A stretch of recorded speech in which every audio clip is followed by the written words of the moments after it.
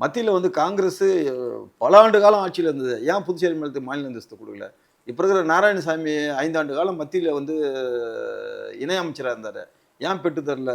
பிரதமர் கூட ஒட்டின்னு இருந்தீங்களே, ஏன் கொடுக்கல? காங்கிரஸும் திமுகவுக்கும் அதை பற்றி ஏன் உங்களுக்கு அக்கறை இல்லை? நீண்ட கால கடன் இன்னைக்கு பார்த்தீங்கன்னா ஒரு 15,000 கோடி கடன் இருக்குது. எப்போ வந்து புதுச்சேரி மாநிலத்துக்கு செப்பரேட் கணக்கு நீங்கள் எப்போ வந்து தனி கணக்கு தொகை சொன்னீங்களோ அதுலேருந்து புதுச்சேரி மாநிலத்துடைய நிதியே வந்து கீழே போயிடுச்சிங்களே.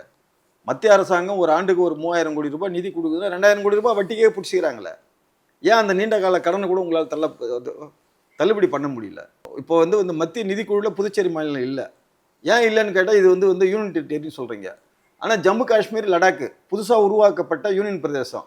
நீங்கள் அந்த ரெண்டு யூனியன் பிரதேசத்தை மட்டும் வந்து மத்திய நிதிக்குழுவில் சேர்க்குறீங்க. சேர்த்துட்டு அவங்களுக்கு உரிய பங்கு நீங்கள் கொடுத்துன்னு வரீங்க. புதுச்சேரி மாநிலம் என்ன பாவம் பண்ணுது? பிரைவேட்டு துறைமுகம் இருக்குது.